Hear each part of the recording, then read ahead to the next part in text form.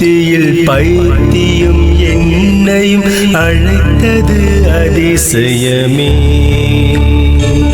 நான் இதற்கான பாத்திரன் அல்ல, இது கிருபையே வேறொன்றும் இல்லை.